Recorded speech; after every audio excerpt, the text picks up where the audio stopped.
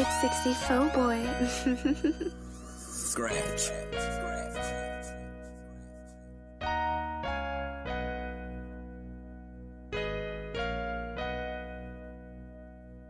Dressing the culture, I'm adjusting the culture, huh? Adjusting the culture, I'm adjusting the culture, huh? Dressing the culture, I'm adjusting the culture, huh? Dressing the culture, I'm adjusting the culture. We gon' talk about it. Come adjust the culture, we gon' talk about it. Come adjust the culture, we gon' talk about it. Come adjust the culture, we gon' talk about it. Come and adjust the culture, huh?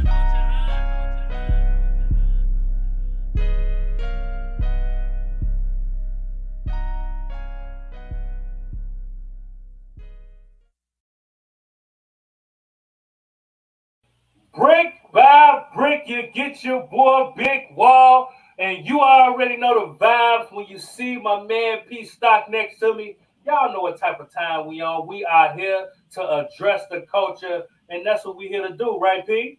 What's happening? Yes, that's what we here for, to address the culture.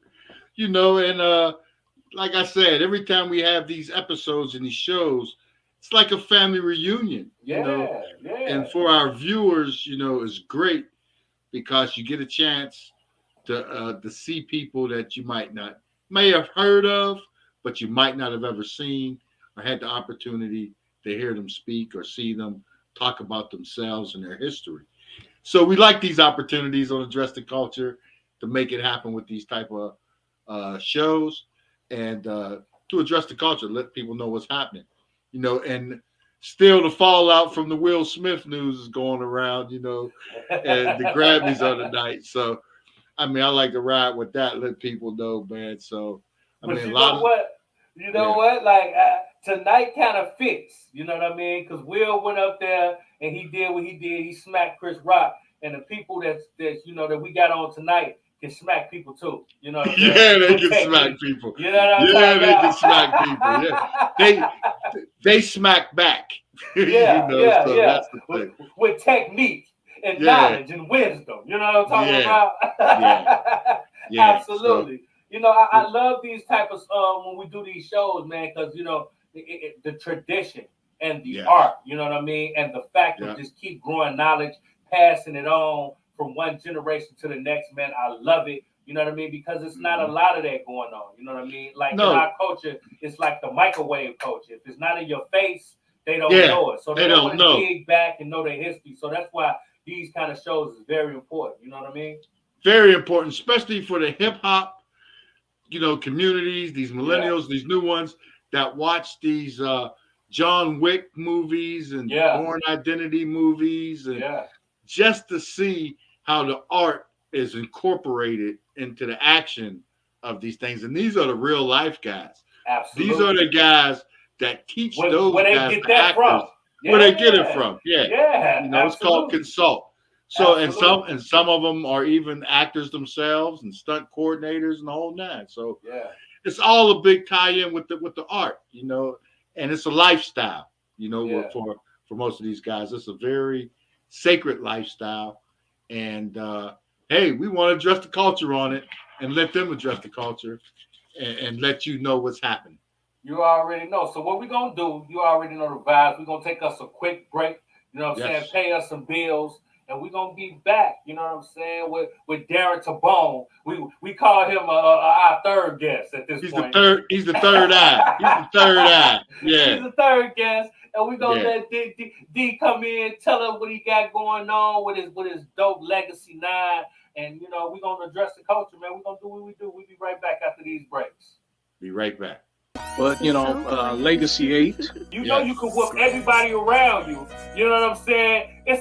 I wear kilts. That's what I wear. Yeah, you wear kilts. Okay, so am I to understand I'm the only one who grew up in a nice neighborhood? That's why you're so comfortable wearing them kilts. Because you can't do that in the hood. You know what I'm saying? I am an animator. Yeah, actually, just anybody here play Call of Duty? So you the reason I die all the time. I heard you're good at Street Fighter 2? December of 2016, that's the last time we did an intervention tape.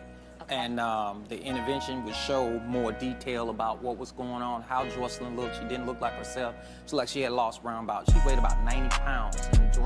roughly about average about 120, somewhere like that. She looked totally different, and it really tore my heart up to see my daughter look that way. You think you've heard the truth, you think you know it all, but you haven't heard anything until you hear Tim Savage's side of the story.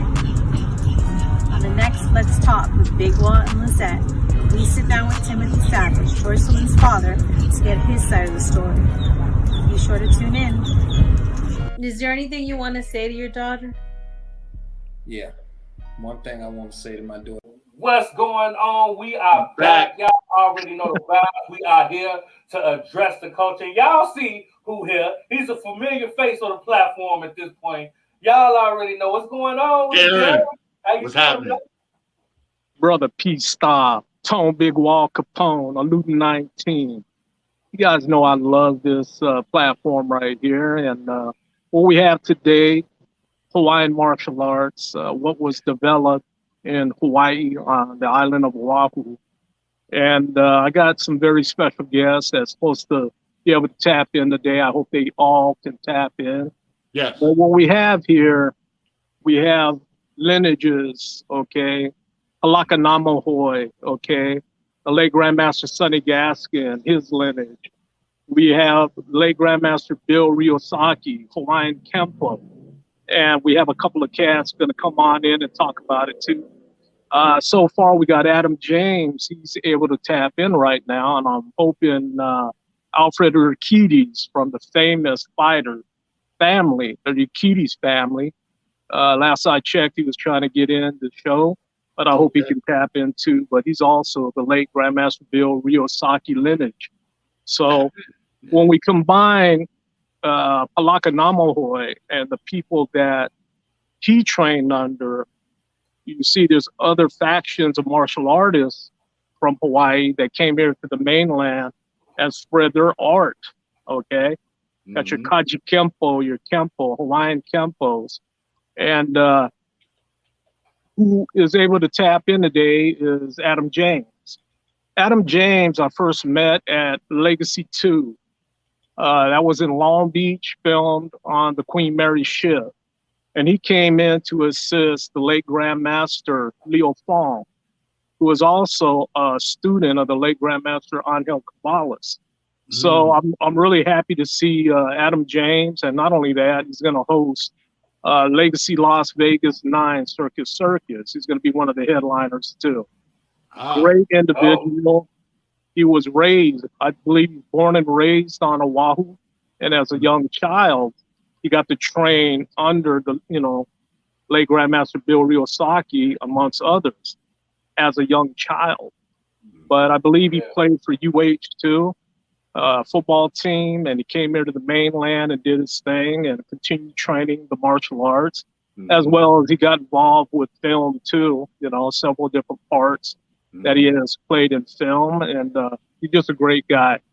And, I welcome on board. And of course, we got TASI, born and raised on the island, trained judo on the island, but was also amongst all the Filipino escrimadores at the time when he was young coming up, and got to meet several of these old grandmasters from Hawaii.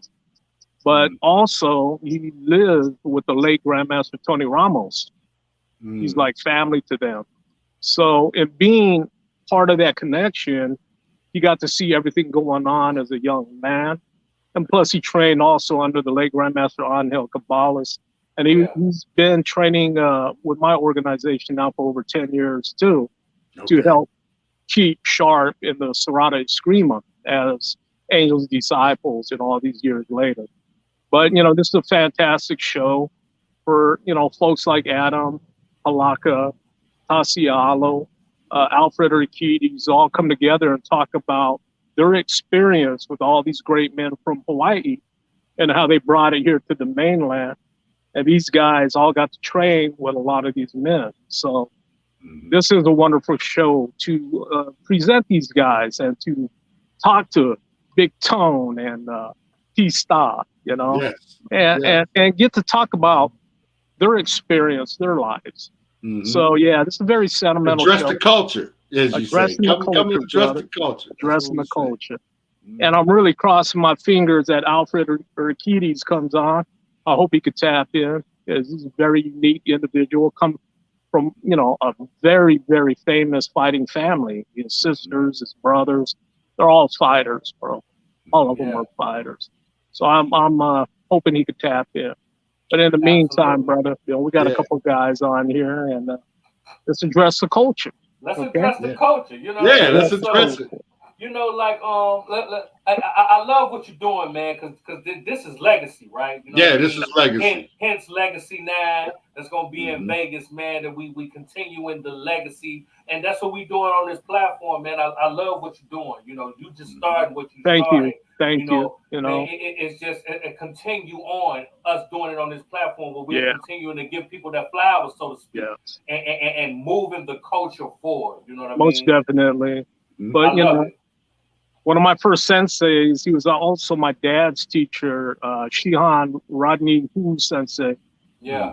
That's who I trained with as a young kid. That's who my dad advised me to train with, along with my brother. Yeah. And, you know, if you've ever seen that movie, The Last Samurai, okay? Yeah. The guy who played the main character, if I can explain Sensei Hu as what kind of personality and how did he carry himself, he carried himself just like that. He still carries himself like that today. And I got to feel what it was like to train with guys that come from Matosi child lineage, and how hard our training was. Wasn't no joke, bro. Yeah. Wasn't no joke. Man. Oh man, I can imagine. Just to be able to do the things that you guys do, you know, that's not something that's taught. That's something that's, that's not something you born with. That's something you taught and train and study. You know what I mean? Like, that's not something overnight. You know what I mean? So, you know, I'm gonna be honest with you. I love touching bases with a lot of the old school guys that come from that era. Yeah. The reason why today, the way the makeup is in training martial arts, the kind of training that I witnessed, that I experienced as a kid, today, I don't think a teacher can get away with the brutality of the old school training. Yeah, so, it might be a problem. It'd be a problem. Yeah. All day long. Different kids these days. Different kids. Too thin skin. And with the liability today, the kind of training back then, you know, I could say this: training up to a young man, you know, to 19, 20 years old in Goju-Ryu. Yeah. I got arthritis in my hands. You know what I'm saying? Oh yeah. I got growth on my shins, and it just, that style of training today, I think it'd be a problem. And those that can carry on that kind of training is what made men so tough. You know, back from Hawaii, it was no joke, man. These guys, it was straight up old school. You know, it wasn't just to hit a man; it was to hit through the man, and that's the kind of training it was like back then. Right. So, you know, having the opportunity for a guy like Adam James to talk about his training on the island, and all the different GMs that he trained under, including a dear friend of mine who passed away not long ago, late Grandmaster Leo Fong. It's going to be really interesting to hear what he learned on the island, coming to the mainland, and training all these years here too. So, Adam James, you know, I'm so happy he tapped into the show, but I hope Alfred Aristides could tap into the show too. And I hope Palaka could tap into the show. Palaka's having, he says, he just hit me, he's having some kind of issue. He keeps saying something about the girls not letting him get in. So I don't know if he's having, I don't know. He might have it on a private setting or something. I thought he straightened all of that out. I talked to him. We tested. We tested. So he'll I don't know, brother. I don't know. That's the one thing about this show. We can always spin a block because we ain't got we always you know what I mean? And speaking about here, we're gonna take us another break. You know what I mean? And we're gonna be back with TASI. You know what I'm saying? And you know, TASI's a firecracker. You never know what bro will say. You know what I'm saying? And we want him to speak his piece. Why, he's my brother. Man, come on, man. TASI, We met in the 100%. living room, 1984, in the late Grandmaster's living room. Yeah. That's when I first met TASI. Back then, he had long black hair and a ponytail. He was yoked out.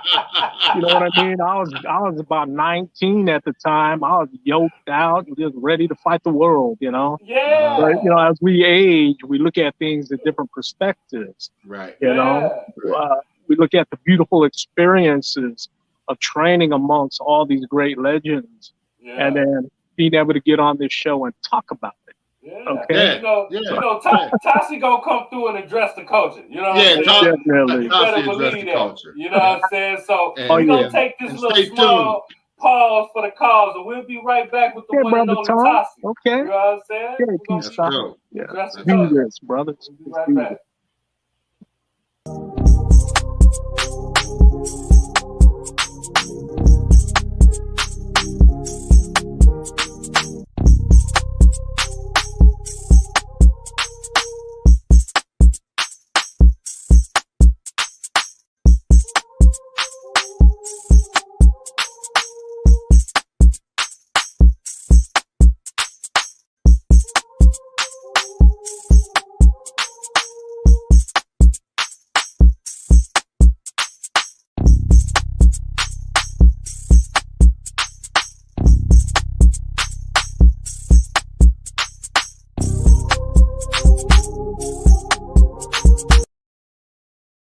What's going on, y'all? It's your girl, Lady Luck, and I'm here with the homie Big Wall, and you are now tuned in to Address the Culture, where we're addressing everything in the culture. Keep it locked.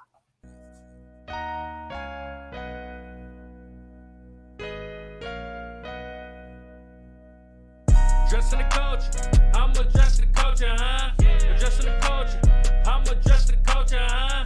Addressing the culture, I'm addressing the culture, huh? Addressing the culture, I'm addressing the culture. We gon' talk about it. Come address the culture, we gon' talk about it. Come address the culture, we gon' talk about it. Come address the culture, we gon' talk about it. Come and address the culture, huh?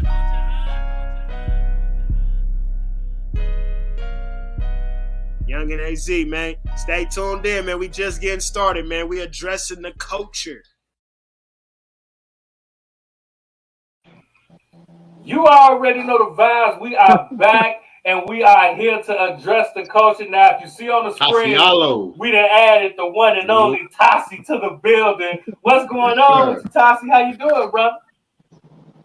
I'm doing fine, and I'm blessed to be here tonight. And I'm glad we're doing the show, and we have a chance to share the history of how martial arts really came to America through Hawaii, through California, and established itself.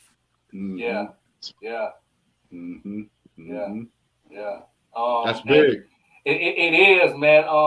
Can you kind of take us, because we was kind of speaking on it before we went to break. Just what you seen from back then when you started and how tough it was until now. When we talk about the tradition, the art, the technique, just overall, what are some of the difference you see from then to now? Yeah. Well, the other day, Darren and I were talking about his training. The difference with back then and now is, as Darren said, I'd have bruises on my palm and the back of my hand. Yeah. So when I had to knock on the door, he had to knock on the door with his elbow because his hands were bruised on both sides. I mean, the training was brutal and intense, but the reason is what are you training for? You're training self-defense to live and survive in a very, very violent situation. So to get your body, your mind, and everything prepared, the old school training was brutal. And the reason they call it Kung Fu, if you watch those old Chinese movies, Kung Fu means hard work. And if you watch those old Shaolin movies, you see all these monks doing laundry, carrying water, and that was all part of the training because it builds your muscles and your frame for fighting. And so even now, if you go to Shaolin temples and you watch how they train, the training, like Darren says, it's brutal. But it's not brutal to the point where they're using it to torture you. They're using it to condition your body for extreme violence. Yeah, combat, pretty much. Yeah. Combat. Yeah. And so, what Darren's talking about is teacher. Sensei who is like, I wish I got a hold of Banky. Just like this other black martial artist we know, he's also from that same basic lineage, which goes back to Chow. Chow and Mitoshi were the guys that brought it from. They were a combination of Okinawan, Japanese, and Chinese all put together. Yeah. And then the guy, so it was like that. Hawaii was just a perfect place. At first, it was Hawaiians, natives. And then, of course, the Americans came and they wanted to exploit it for business. In doing so, talk about it then, TASI. So when they came in, what happened to a lot of indigenous cultures were these visitors came in with germs, and a lot of my ancestors, a lot of people, a lot of native people, they succumbed to the germs and diseases and died. Yeah. So then they didn't have people to work their plantations, because that's what was started in Hawaii: sugar cane plantations, pineapple plantations. So how Darren and this whole thing started with Puiki Graveyard is his family's the first generation of Filipino migrant workers that were brought in to Hawaii to work the plantations, because so many Hawaiians died from disease because we were not immune to what they carried. Wasn't used to import labor. And by doing so, they imported a majority of their labor from China, Japan, and the Philippines, which made Hawaii a very strong place with a concentration of Asia right there in the middle of the Pacific Ocean. It was the gateway. They also brought their arts with them. It was the Pacific gateway to the United States. Yeah. Yes. And yes, it's exactly what you got to look at it as. The gateway to America from Asia. And so they brought their martial arts with them and stuff, because, I mean, a lot of Asian people are not really physically big, but then you start learning when you're growing up in size don't matter when you got technique. You know what I mean? Technique. So you can actually see smaller people manipulating bigger physical people. Absolutely. And with ease, and you're going, wow, how did they do that? Yeah. And so what happens is a lot of these people started opening up schools, and then you go, and then when you go to that school, they introduce you to a martial arts culture, and that's what Darren comes out of this. And discipline. So do I. Self-discipline. There's discipline, respect. I mean, they actually, in those old dojos, they teach you all the good practices that would make you a good student, a good employee, a good father, a good leader, because in martial arts in the old days, they make you look at yourself. You cannot blame if you can't do the kick, the only person that didn't practice was you. So that's how those teachers, they would hold you accountable. So you couldn't deny, I didn't do that. Everybody was on equal grounds. Yes. And you had to earn your respect. And that's why when Darren tells you brutal, it's not a joke. And if you could take it, it's almost like an initiation. When you finally pass, you get your black belt, you're welcome to the family. Yeah. But that's all it is. It's like it's not hazing in the sense of hazing, but it is a ritual of passage, and the training is that training. That's the best way to explain it. And it's no different, because as we know, studying martial arts, that martial arts originated from Africa. The whatever the real names of the motherland. But because they said when they went to look at the hieroglyphics, you actually see there's even hieroglyphics of Egyptians doing stick fighting. Yeah. So that's a fact. That's a fact, Tashi. Let me ask you. The fact that things has been watered down, so to speak, and not like shown the truth. Do you think it's more of a color issue, or do you think it's more of a money issue? You know what I mean? When it comes to when we water down in the culture. Good question. I think it's a little of both. I think what motivated, this might get controversial. I think what helped Ed Parker and them establish Kempo, American Kempo, was that fear of the You know, the same thing. Okay, let me say it like this, if you understand what I'm going to say without making it too raw. The reason they outlawed marijuana was for a reason, and it had to do with the race. Yeah. I know. Okay, Yeah. the same thing, because the reason because the first thing popped in my head when we started talking was BKF, Black Kempo Federation, or the organization that is attributed to Grandmaster Steve Muhammad. Mm-hmm. And then everybody said, "Who's Steve Muhammad?" I said, "You guys remember Enter the Dragon? Remember when what's his name? Jim Kelly. Jim Kelly went in that dojo? Well, that was Black Karate. That was Black Karate Federation." Mm-hmm. And the reason all that happened was, I really believe, like, what happened was when Chuck Norris started organizing all the white martial artists in the tournaments. And I wish Kuiper was here. My Uncle Tino went and talked to Steve Muhammad. He says, "When are you guys going to organize yourselves? You need to do that." And what he was right. But in the end, this is why. And that's why when you look at that movie, Enter the Dragon, Bruce was also making racial statements through that scene. But you had to be, aware of it and not be too sensitive about it. But that's what Bruce was trying to show, because he experienced some of the same things as a Chinese young man from China. Yeah. If you're not like them, they're going to automatically treat you different. And I know we're on a different subject, but yes, I think because of the fear of the minorities, and Adam will understand what I'm saying, is that what happened was they started training because they said, because what they saw, I know what they saw, because it happened here in Fairfield when Kaju Kembo came up here to Northern California.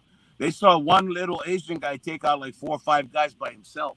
I mean, hit, drop, hit, and they don't get back up. They're going, how the hell did he do that?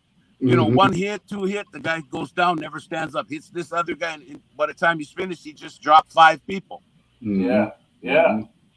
And that so will get some attention. To learn, and that's what started the commercialization of martial arts, and then people started paying money, and then some of these martial artists started making big money. Come a business. And that's a whole different subject, but I'm sorry. It just flashed through my head. It all ties in. You know it's what I mean? a thought. You got to get it out. Yeah. And I think that's kind of like what we're here for. We're down with the Legacy 8. Us talking about certain issues on this platform. It's about feeding the culture. You know what I'm saying? Weed through the traffic. You know what I mean? So we can get down to really what it is. Because the goal is to keep it going, right? The goal is to move it forward in the right direction. So that's really what it's all about. You know what I mean? Yes. 100%. 100%. We're in there. You all right, Tasi? Oh, yes. I didn't mean to go off subject. It's just that's what was flowing through my head at that moment. Yeah, I understand. You get that thought out, and it's fun. And like Big Wall said, it's all addressing the culture. It was a good question that Big Wall asked. He says, was it race? Was it money? It was both. Yeah. Because it became martial arts became very commercialized to where you got like 20 different companies that make different gis, 20, fighting equipment, 10 major companies making all kinds of martial arts weapons that you can buy online or you can buy on a website. I mean, it turned into a complete commercial industry. Right. I remember when it happened. But it never started out that way. No. It never do. It never do. And you spoke about Adam, and Darren has spoke about Adam as well. So we ain't gonna hold it up too much longer, man. We finna take us another break, pay a few more bills around this part because we gotta keep the lights on. You know what I'm talking about? That's right. Come back with I guess Adam James in the house, and get the perspective. And it's interesting too, from a former athlete, too, because martial arts and athletics is all, you got to be somewhat athletic to martial arts. So, absolutely. So we're going to be back with Adam James right after these commercial breaks. We're going to address the culture. Yes, sir. Thank you. Grandmaster Graciela Casilla, former world champion. Thank you again for allowing me back. The best fighter of the tournament, the second world championship. A bad and there's a good. Nobody can tell how our age right now. On Mortal Kombat, that was an impeccable capoeira display of fight. Thank you, Big Wall, and thank you, PSTOCK. But anyone can challenge me. I'm ready. Yes,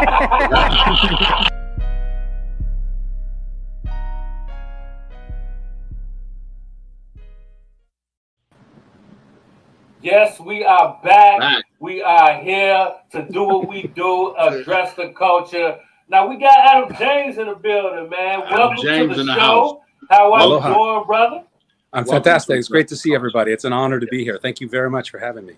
Man, no problem, man. We love having you on a platform, and we want to hear your story, man. Sure. So for those who might not know who you are, you know what I mean? Who is Adam James? Well, I wasn't actually born in Hawaii. I was born in the New York City area. I moved to Hawaii when I was about 8 or 9 years old. My father had been a Navy officer, and then we ended up living in Honolulu, and I went to Punahou. And I grew up doing martial arts. My brother was a black belt in Sensei Kotaka's International Karate Federation. I was in that school for a bit, and I did a bunch of other things. My good friend, Scott Morimoto, was Mito Yurihara's personal assistant after Mito retired and moved to Hawaii. So we got a lot of the Bruce Lee influence there through Mito. And then I played football through high school at Punahou, and I was very fortunate to do well. And I got an athletic scholarship to play at Northwestern University in Chicago. So I have a Chicago connection with you. Yeah, Northwestern. He's a wildcat. He's a wildcat. And I'm also really proud to have been a recruit of the very first African-American head coach in Big Ten history, a man named Dennis Green. Oh, and, yeah. And Denny was a real special person. He was a big influence on my life. He's the one that picked me out of Hawaii, brought me to Chicago, and you know, that time in Northwestern's history doesn't get a lot of respect because we were struggling as a program, but Denny deserves respect. Yeah. Denny was the one who came in and turned the program around. Yeah. At the time, he was the running back coach for the 49ers under Bill Walsh. And when he was hired at Northwestern, he came in and he put in that offense. They call it now the West Coast offense, but back then it was called the Bill Walsh system. Talk it. Say that. You know what I'm talking about? Give the history.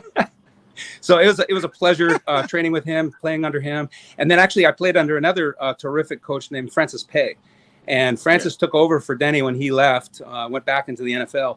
And Francis Pay, he was also amazing. He was the second African-American head coach in the history of the Big Ten Conference. And Francis was an amazing person who was the #1 draft pick out of the University of Missouri by the New York Giants. He played under Vince Lombardi. And he was just a fantastic coach and man. And then I moved back to Hawaii, and when I returned there, I got back together with my good friend Scott Morimoto, and Scott said, there's a guy here in Honolulu we've got to train with. I'm already training with the guy. You got to come down and train. And his name was Mike Della Vega. And Mike was a very unique person in Hawaii martial arts history. He was, first of all, he was a family member of the Chojin Miyagi family. So he was Miyagi family Ryukyu Kempo, Okinawan Kempo, and he grew up doing Ryukyu Kempo as a kid. And then his good friend is Kenneth Funakoshi, and Kenneth was a relative, of course, of Gichin Funakoshi. And at the time, the way the Kaju Kempo school was being run by Adriano Imperato was, the rule was the doors got locked when the class started. So if you were late, you couldn't come in. But if you were in there, you couldn't leave. And the old saying was, class was not over until there was blood on the floor. And that's the way they trained every day. And at that time, there were no women or children allowed in the class. But they made an exception for Della Vega and Funakoshi because of their family connections, and they trained as kids in that system.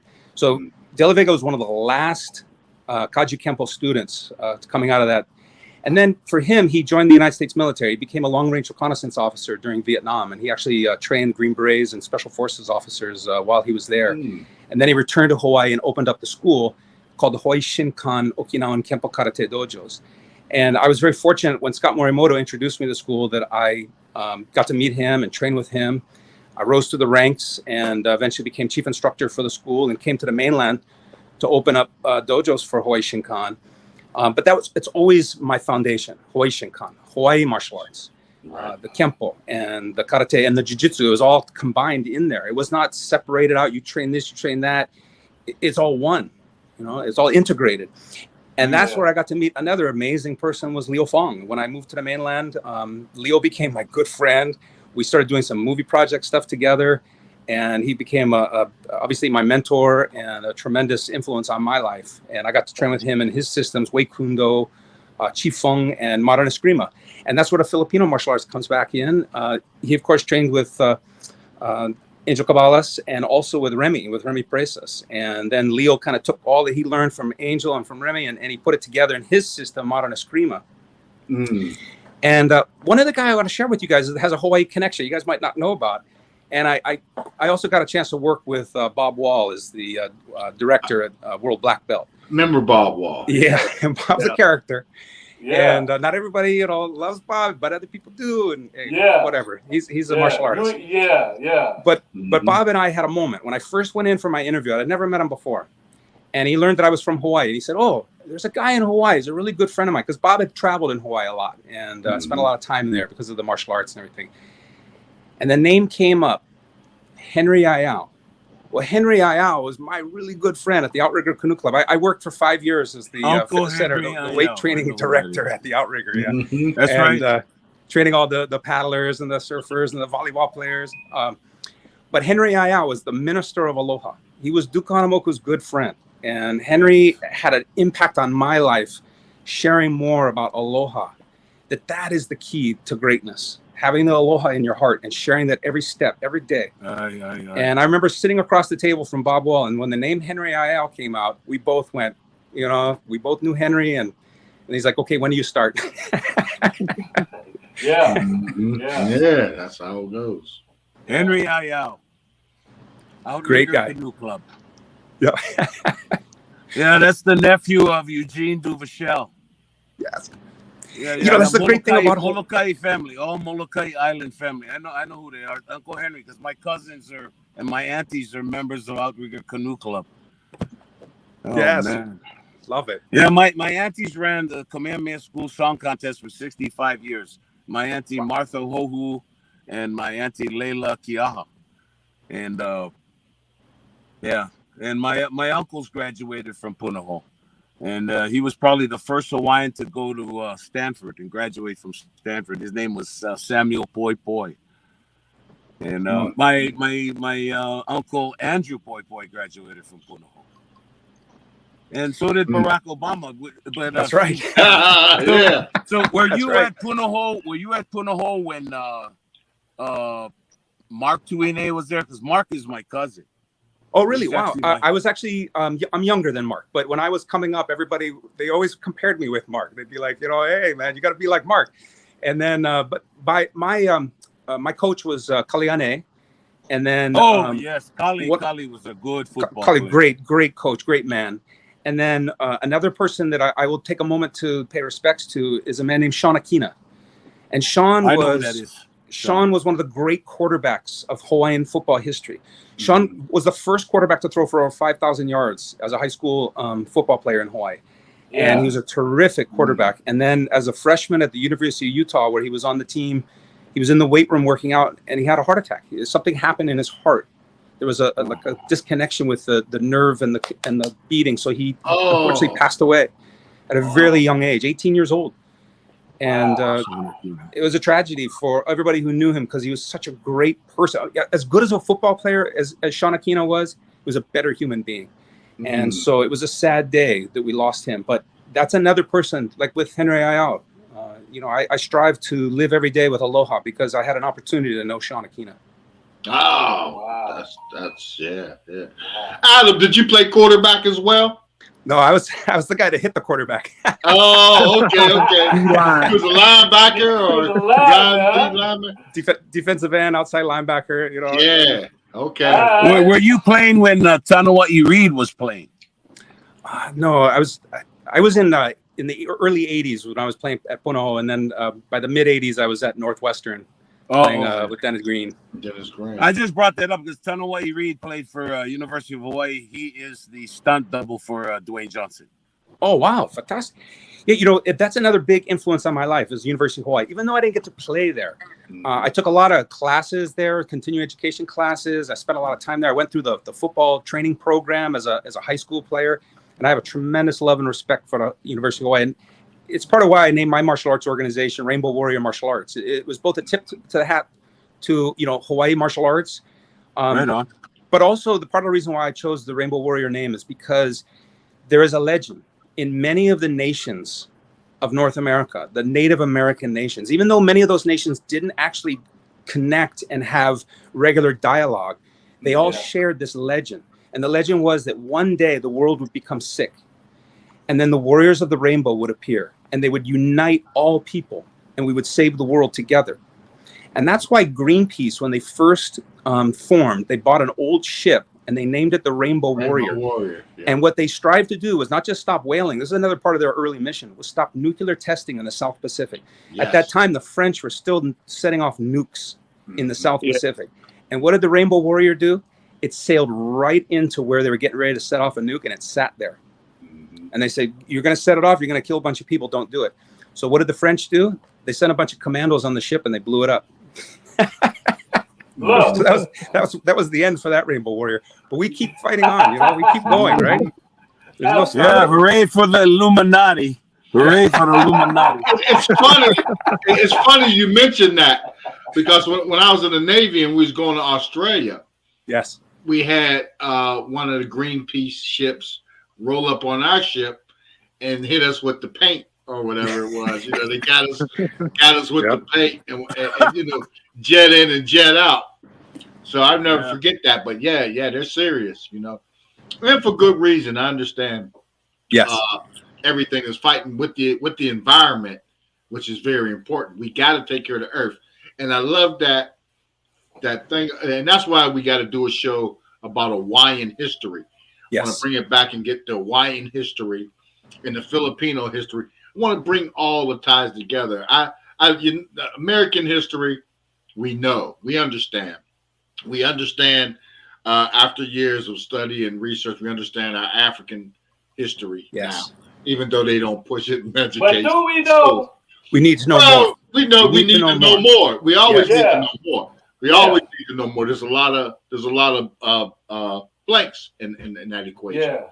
But to tie the martial arts and football and the athletics, that's a great thing, because today, if you notice, a lot of NFLers and college guys are using martial arts, studying martial arts for body control. It helps and other things, flexibility, you know, everything, agility and discipline, of course, with all those things. So when you left Hawaii, even though you're originally from New York, so yeah, that's right. And then to go to Hawaii and shout out to your pop. I'm an ex-Navy guy myself. So and whenever you went from Hawaii to Chicago and got into it and started playing football, what you were still continuing your training and practice as martial arts at that time as well, and were you able to influence teammates to Yes, absolutely. It's a great question. When I was at Northwestern, the wrestling coach found out about my wrestling and martial arts background. He asked me to be the heavyweight wrestler at Northwestern. I was so focused on football, I stayed focused on that. I turned that down. But there was a great football player at Northwestern named Ron Burton, and he had a couple of sons. Ron Burton's in the New England Patriots Hall of Fame. He's one of the great running backs, and he had two sons who played at Northwestern, and I was good friends with both of them. And Ron Burton Jr., he was also a martial artist, and he practiced regularly, and we used to practice and talk martial arts. You know, it was something that Sensei Alo said earlier. There's this amazing connection in Hawaii of families. Everybody's kind of connected. Mm-hmm. So I will also share with everybody that my wife, her family, she's Japanese American. And when Maria Ueshiba first came to Hawaii to open up the very first Aikido dojo outside of Japan, he stayed at the Rainbow Gardens tea house in Manoa, which her family owned. So he stayed at their home for several months. And then he left, and a guy named Tohei Sensei came. And he stayed for several years. And they started that first dojo there in Kaimuki. Mm-hmm. And my wife's cousin, Sonia, became the very first female black belt outside of Japan in Aikido. And then another one of her uncles, Suzuki, became the self-defense instructor for the Maui Police Department. He's considered one of the great Aikido instructors in the world. So it's just amazing how there's all these connections with each other through family, through love, through aloha. You know? So you know Larry Mihao. What's that? Uncle Larry Mihao trained from Tohei. Yes, exactly. Remember, Larry Mihao was Honolulu Police Department in charge of police intelligence. Uncle Larry Mayhow. That's it. That's yeah. See, if Larry Mayhow was still in Honolulu Police Department, Darren's daughter wouldn't have caught so much flack because we would have talked to Uncle Larry, and Uncle Larry would have straightened out a lot of. Yeah, he knows. Larry Mayhow was a guy that trained in sumo. Then he trained under Tohei Sensei, and he was also sergeant of arms through Senator Daniel Inouye to the United States Senate, if I'm not mistaken. Awesome. Love it. That's Larry Mayhow, and his son is a great artist that lives on the Big Island because that's where he's from originally, Big Island. But he was one of those guys that was a black belt under Tohei under Ueshiba Sensei. Yep. That's Aikido is strong, and you heard of Glades, right? Adam James Glades. Yes. They say Prince Hanalei was a black belt of Aikido. The cross-dresser. Yeah. And I heard she laid out a lot of sailors in her day. Yeah. In more ways than one. Now, Adam, somebody dresses like a lady, don't underestimate the ability to defend. Don't get it twisted. That's right. Don't get it Especially anywhere in Asia, you gotta be careful. You gotta be on your side. I want to ask you guys, since we got some heavy hitters on the platform, I'm gonna open up the doors of the church, so to speak. And this question is for everybody. What are some of the differences that you guys see when we talk about the arts, when we talk about over in the States as far as America, in Hawaii and Filipino? Like, what are the differences when it comes to the art, in you guys' opinion? Good question. I think a lot of it's era. A lot of it's the era. What Adam James, Tasialo witnessed, what I witnessed, of the various martial artists that came in or went and fought Korea and then ended up on the mainland. A lot of martial artists that trained under Chow, they ended up fighting in Korea, and then a lot of them did not go back home to Hawaii. They made their lives here in California. So, when you look at the generation of a lot of these practitioners, the old school practitioners, you can see the difference in comparison to a lot of what you see today. But I think the true value of this era is those that are able to keep it alive in the training regimen, because you see a lot of schools today and you see the difference from 40, 50 years ago. And I'm sure Adam and Tasi can relate to what I'm saying. But then again, is liability to run a martial art program today and train a lot of the ways that Adam or me or Tasialo had trained or witnessed back on the island. It's really hard to hold on to the old style of training because of the conditioning, for one. The conditioning, I think, today, some might still hold on to it, but from the old school way, huge difference in comparison to what I see out there today. And, even you can watch tournaments and you can see a lot of these great fighters out there. What's one of the first things you see in a great fighter? Old school. And it's apparent in watching how people even fight. Old school. I mean, you can witness it in MMA, yes, but the old school way, I believe it kind of lessened more for the liability purposes of a lot of the students training. And I don't know, what's your take on that, Adam, Tasi, on the old way from what you come from? Tasi, please, after you, sir. How things are today, Well, I started my journey when I was 10 or 12, I think, and I had to go to the Palama settlement, and I trained from Sensei Jerry Tarutani, and we had to learn all the throws in Japanese, but just the etiquette in class and everything. That's what you don't see anymore. There was etiquette when you train, and Adam knows this. I mean, there was proper respect and respect from your elder students, the ones that were higher ranked, where respect was going both ways. They never abused you or mistreated you, and you always showed them respect because they were higher ranked than you. It was a family setting in the old sensei ways. He's right. And what Adam told you guys, the history is true. There's a picture with Tony Ramos and all those guys in there is Kenneth Funakoshi, because they all trained with Emperado. That is why when Kajukenbo first came up, it was strong, because those guys knew a lot of the Okinawan, what do they call those things? Anyways, they knew a lot of those forms were built in.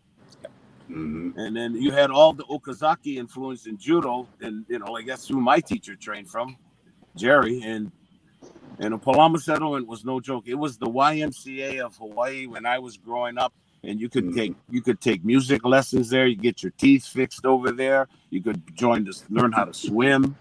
But that's where Kajukenbo was trained on one side, and all the Okazaki judo was on the other side. All of them, the upstairs dojos. They had them on the side of the gyms at Palama. And you get your bag. And I was a kid. I mean, so, and you'd be surprised what you learn as a child. And this is why it's good to train young people and start them off with like jiu-jitsu first. Once you teach a child how to fall, because you're going to fall when you fight. Mm-hmm. Yes. And so when you learn how to fall, what happens is the ground becomes your friend. And once you can be on the ground, because in the Army, many times I got in scraps and I ended up on the ground, but remembering training, I got back up on my feet, and they would shock everybody. How did he? Because even though the guy looked like he was stomping me, the training in judo taught you how to be on the ground and guard yourself against an attack. Get back up right back up and continue. Mm-hmm. But like what Darren's trying to say is that old school is what made Ed Parker, Tino Tuil, those guys had trained the old school way. I mean, Tino and Tiny Lafitte, they were the Lima Lama guys. They were trained, they were Marine Special Forces. Uncle Tino was a hand-to-hand instructor for him, and they were trained in Chinese Kung Fu in Taiwan during the Korean War. After they got out, that instructor recommended them to Los Angeles, Chinatown, to Ark Wong. Ark Wong is the guy that you see in all the Kung Fu TV show series. Doug Wong, Ark, they're all in that. That's all the same connection. Ed Parker, Tino, Danny Inosanto. He knew all those guys were that original group in Los Angeles that ended up getting into the movies, doing the TV shows and everything. Yeah. And it all started in that little place in Hawaii. All these people were coming from Hawaii. There was a big stunt man that used to be in Hollywood named Kim Kahana. Yeah. He was yeah, I know you know Jay. Yeah, bro. He was a great stuntman, and now Tanawai Reed he's like, he played for University of Hawaii offensive tackle, and he ended up being Dwayne Johnson's body stunt. That's awesome. Yes. But all those guys have to train, and everybody, if you talk to them, they're all going to talk like what Darren said, old school, because old school teaches you what's really going to happen. If you water it down and you keep it too safe, because fighting in real life is not safe. It's not safe at all. No. Talk to anybody who went to Vietnam. A firefight in the jungle is not safe. Not safe. Yeah. No. Yep. Absolutely. In the street, it ain't safe. Yeah. So, the jungle, Go ahead, brother Adam. I know you got some mana out to share with us. Well, thank you. What I'll also share is that I've always said martial arts will be for you what you want it to be. And so for many people, it's either a sport, just an activity that they do for fitness. There's some who have that wellness, spiritual mindset. That's why they're doing it. And then there's others who have it as we were taught, because it's a lifestyle, because it's self-defense, because it's how we, forge iron in our heart and in our mind and our body. So we become steel, and then we're unbreakable. That's a whole different way of training and taking the approach. And yes, it's true. Those are rarer in today's world, but I still believe that, it's here. It's here now. It's with this group today, and it's with each one of us when we train our students, and our students are good, and they're going to go out there and do good too. So I do believe this continues. And the other thing about today's modern martial arts scene, I want to give a lot of props to the MMA scene. I believe that it has shined a light on the BS that has often been promoted as excellence in the martial arts. The no-touch knockouts, the flips, the splits, the stuff that you're not going to do in a real fight when your life is on the line. And Yes. MMA has brought light to that. It said, you know what? One of the examples that I was sharing this with a student of mine the other day was BJ Penn. As a young MMA fighter in UFC, he was up against a guy they brought in from Japan who was a spectacular kicker. And right away when they bell rang, that kicker came on. He did some crazy flip, and BJ Penn, he just kind of pulled back a little bit, waited for the guy to come back down to the ground, and then just went over there and worked him. And to me, I said, that's martial art. That's Hawaiian martial arts right there. That's real heart martial arts. No matter where you are, whether it's Chicago, New York, Atlanta, Hawaii, Los Angeles, Stockton, you fight with your heart and you're going to win. You fight with God, you're going to win.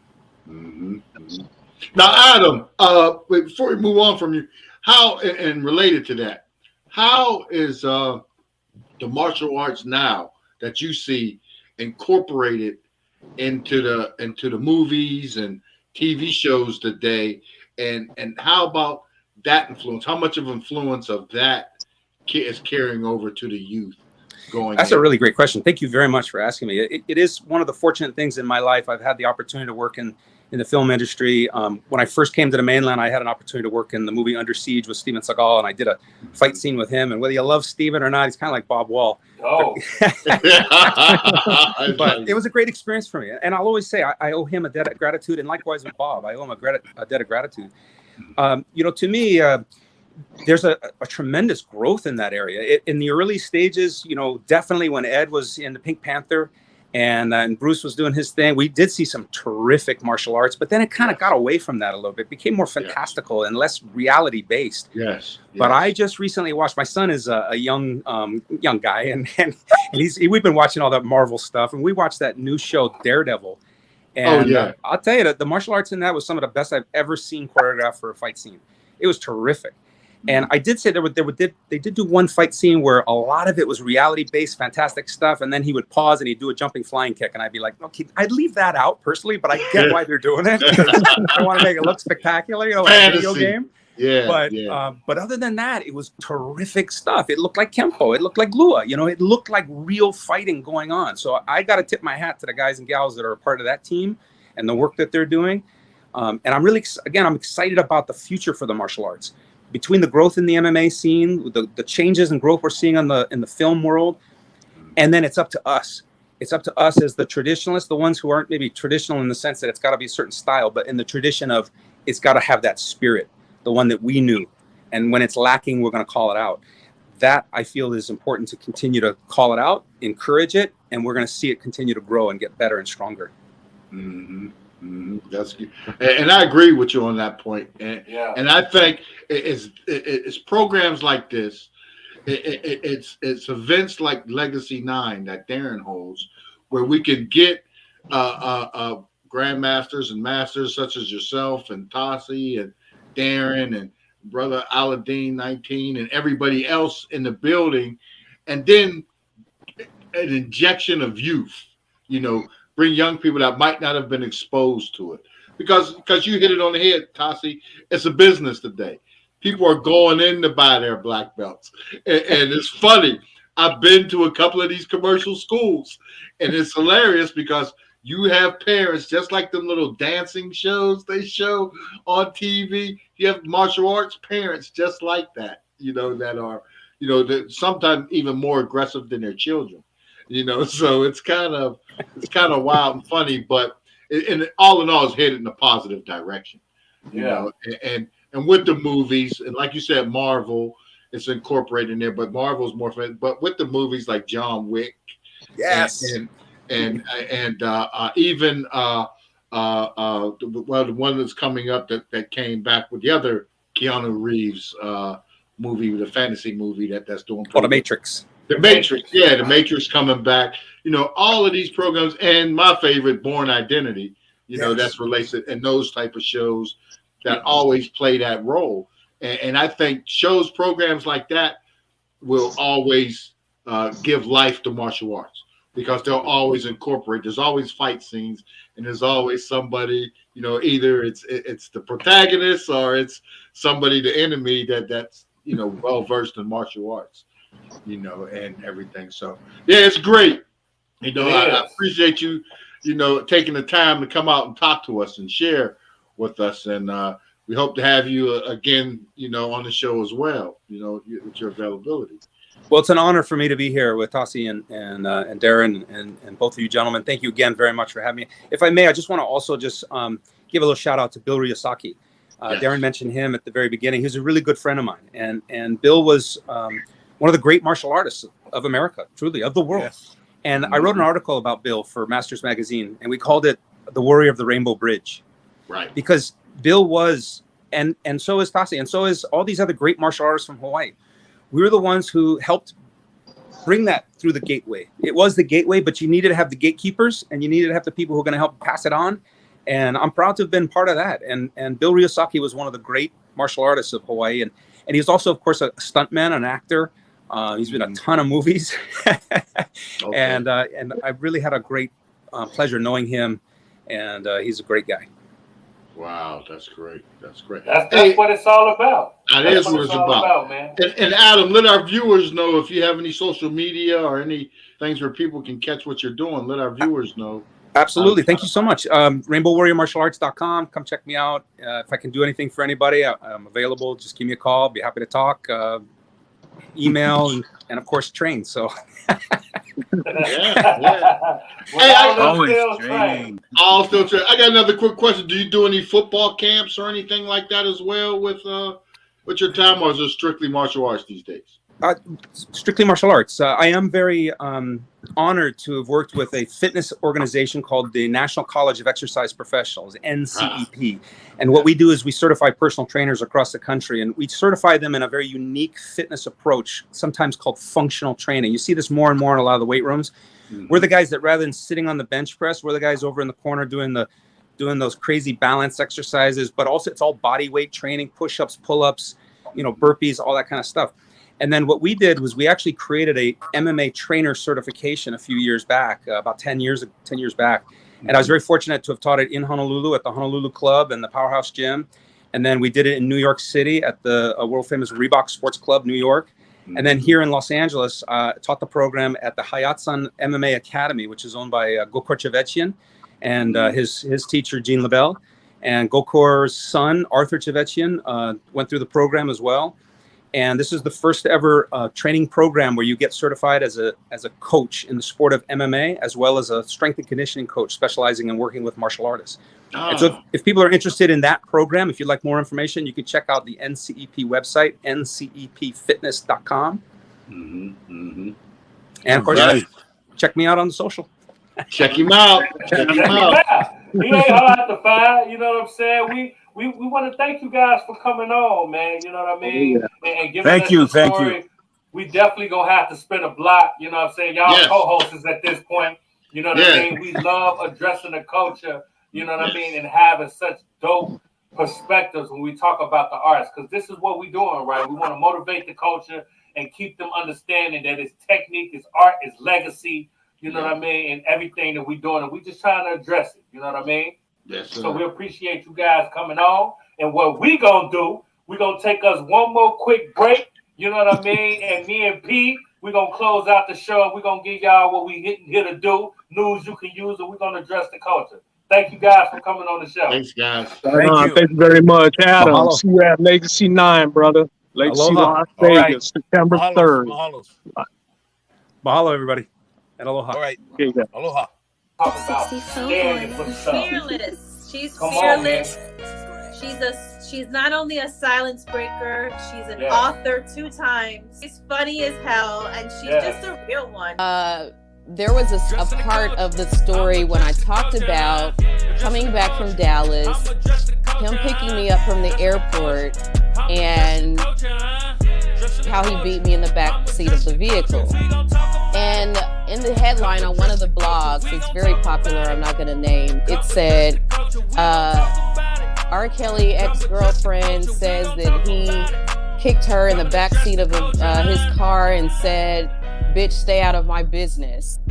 Okay, so I'm a girl, so I'm going to ask a girl question. All right. What are you looking for in a partner? First thing that comes to your mind. First thing that came to my mind, girth. We are back. We are here to address the culture, man. That's what I'm talking about, Pete. You know what I mean? Another great show. Another great vibe show. Yeah. that Darren brings through. And it is good to see the evolution of martial arts. And I know for Darren and TASI and even Adams to see it evolve from Hawaii to California and what it's evolved going forward. Yeah. And Darren has a great hand in that with his students as well. And all the Grandmasters influences, you know, have a great hand in that.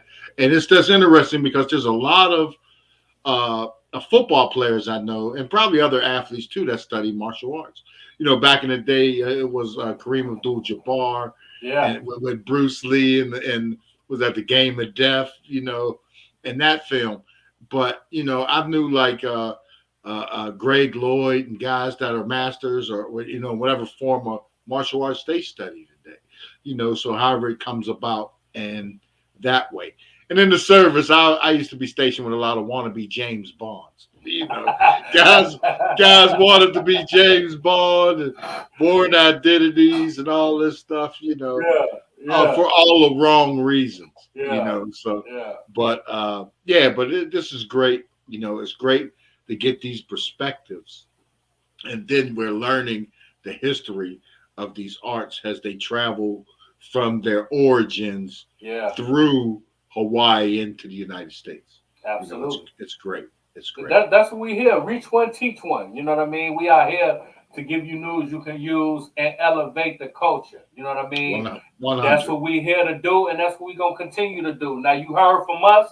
We want to hear from you. Like, comment, subscribe, join the culture gang. Let us know how you feel about the guests we had. Any questions you want to ask them, we'll pass on. We might bring you on and let you ask the question yourself. You know what I mean? We are here to address the culture. Like I said, we ain't ducking no smoke. You feel me? You already know the vibe. So we're going to be back next week with the same type of vibe, same type of energy, addressing the culture. Right, B? We will do. That's what we do. We address the culture. You already know the vibe. Tune in, tap in, you know. You know, big shout out to the culture gang, you know, and tap in, catch the shows, catch Big Wall and Carrie, Love Connection, catch Big Wall on Wednesday, Tuesday with Culture Connection, Wednesdays with the with DJ Corrupt, you know, and DJ Mike Ice Mike out there, you know, they making it happen. The collaboration that they doing it, and then this week in the culture, you know, that goes down every Friday with the real Mrs. Berry and KL, Big KL, and She Bananas. She Bananas. You know, check it out. You know, tune in and then address the culture and let's talk with Lizette Martinez. It's pumping. Great interviews. Get over there, tap in, subscribe, leave comments, let us know what you want to see and hear, and we'll make it happen. Yeah. So until next week, I'm your boy Big Wall. I'm your man PSTOCK. Peace. And this is Address the Culture. And like I always say, your culture makes you who you are. So make sure they respect it. We're going to catch you on the next episode. We up out of here.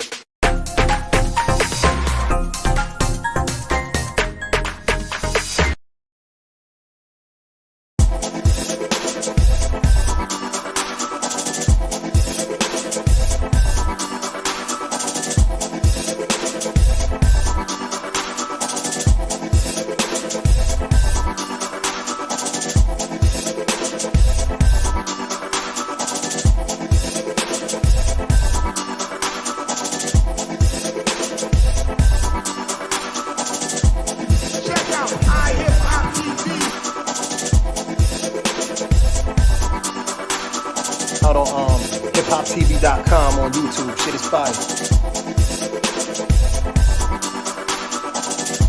Check out hiphoptv.com on YouTube. Dressing the culture, I'm adjusting the culture, huh? Adjusting the culture, I'm adjusting the culture, huh? Dressing the culture, I'm adjusting the culture, huh? Dressing the culture.